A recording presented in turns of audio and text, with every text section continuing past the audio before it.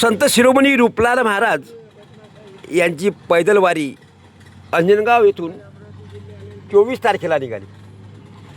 वरडबकाल येथे काल या दिंडीचं उत्स्फूर्त असं स्वागत गावकऱ्यांनी केलं. गावात प्रदक्षिणा घातल्यानंतर रूपलाल महाराजांची पादुका असलेली ही दिंडी गजानन ढगे यांनी आयोजित केलेल्या एका खास कार्यक्रमाला हजर झाली.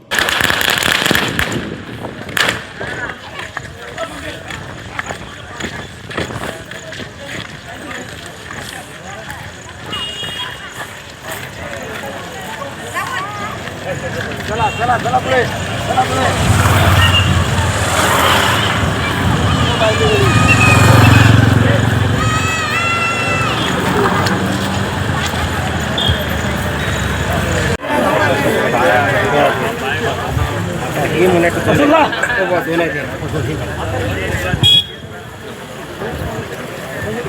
या ठिकाणी डॉक्टर मनीषजी गावंडे, डॉक्टर मितालीताई गावंडे, डॉक्टर महाराज नेमाडे महाराजांनी या ठिकाणी येऊन समोर या ठिकाणी बसावं. हरिभक्त परायण श्री हरिकिसन महाराज पवार यांनी सुद्धा या ठिकाणी समोरून या ठिकाणी स्थानपन्न व्हायचे. यानंतर मी ज्या मान्यवरांचे नाव यांची बाजूला या ठिकाणी व्यवस्था केलेली आहे. दातार, सन्मान्य समाजांचे डाबरे, विनायक भाऊ टाकळकर, पांडुरंग भाऊ टाकळकर, सुभाष भाऊ हागे, विजय भाऊ डाबरे, सुभाष भाऊ बकाल, प्रल्हाद भाऊ अस्वार आणि गजानन रामभाऊ ढगे यांनी कृपया या ठिकाणी बाजूला व्यवस्था केलेली आहे. त्या ठिकाणी यायचं आहे, स्थानपन्न व्हायचं आहे. मी गजानन भाऊ ढगे यांना विनंती करतो की त्यांनी सन्मान्य पुढची महाराजांचा या ठिकाणी सन्मान करावा.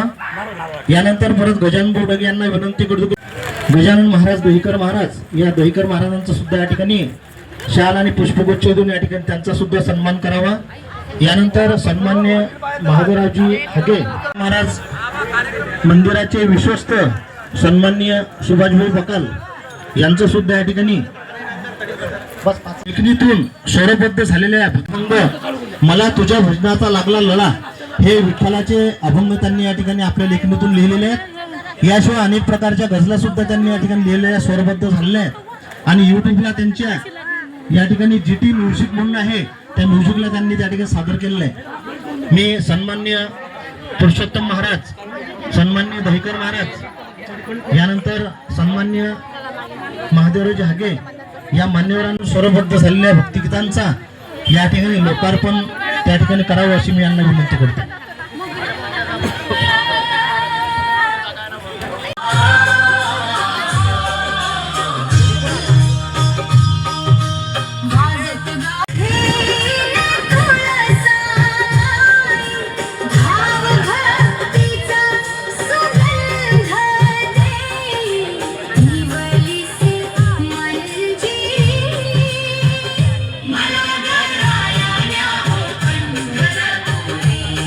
गजानन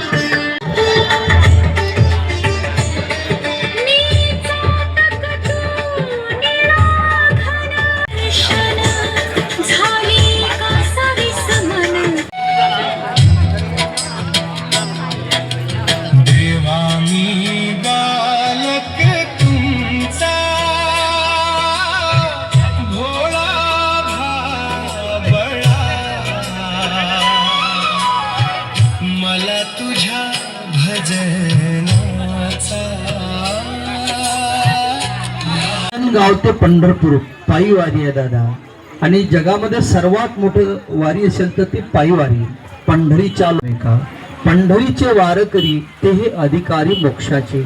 श्री विठ्ठलांच्या चरणी आपलं मस्तक गेलं पाहिजे. त्याच्यासाठी श्री संत रूपलाल महाराजांची दिंडी अंजन गावून पंढरपूरकडे प्रस्थान करत असताना आज ओरड बकाली इथं आगमन झालं. आणि आदरणीय आपले गजानन भाऊ ढगे यांनी या ठिकाणी आपल्या हॉस्पिटलला गावंडे साहेब, डॉक्टर गावंडे साहेब इथं नाश्त्याची व्यवस्था ठेवली. आणि अवर्णीय कार्य त्यांच्या हातून घडलेलं आहे. ते कार्य म्हणजे त्यांनी सातत्यानं कैक दिवस गमावले. जे 4 भजनं तुम्ही या ठिकाणी ऐकले, वेळेच्या अभावी ते भजनं तुम्हाला आनंदाने ऐकायला मिळाले नाही, परंतु त्यातली म्युझिक, त्यातले स्वर, त्यातले शब्द इतके सुंदर आहेत.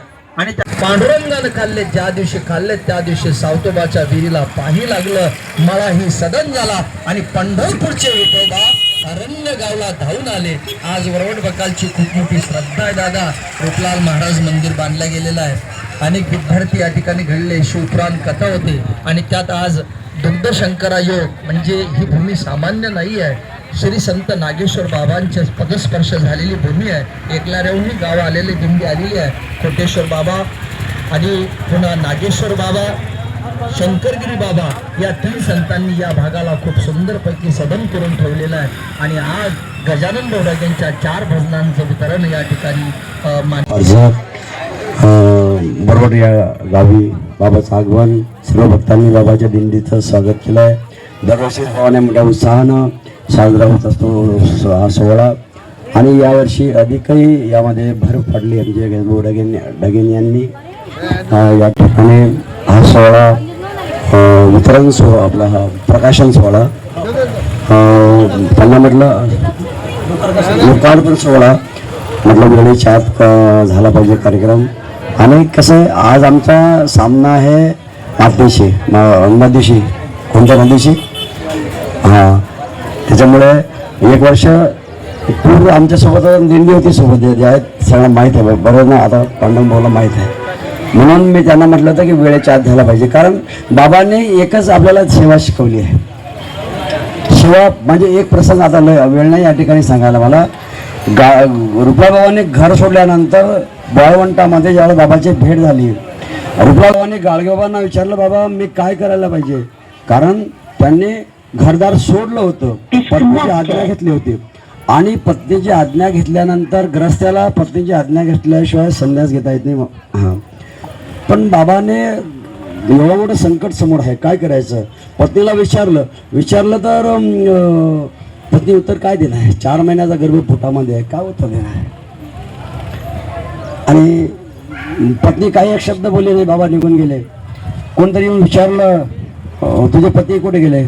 आणि एक महात्मा आला, त्यांच्यासोबत गेले. गाडगे बाबाची आणि रुपला बाबाची आता प्रसंग खूप मोठा आहे. ज्यावेळेला वाळवंटामध्ये भेट झाली, त्यांनी सांगितलं आणि बाबाच्या चरणावर मस्तक ठेवलं रुपला बाबांनी, गाडगे बाबाच्या, आणि सांगितलं, बाबा मी असं असं केलं आहे, मला काय आज्ञा आहे? त्यावेळेला बाबांनी सांगितलं, सेवा कर, सेवा हाच मुक्तीचा मार्ग आहे. रुपला बाबांनी आयुष्यभरानंतर सेवा केली, तुम्ही सगळं पाहत आले आहे. आणि आपणही सगळे या ठिकाणी बाबाचे भक्त सेवाच करत आहे. सेवा परमधर्म, सेवा हाच मुक्तीचा मार्ग आहे. आणि गजानन या ठिकाणी हे सेवेचं कार्य केलं आहे. आणि या सगळ्या कार्याला शुभेच्छा आहेत.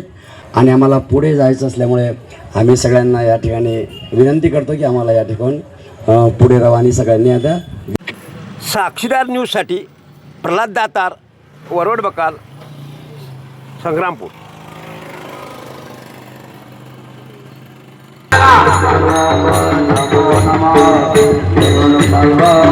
नमो नमः.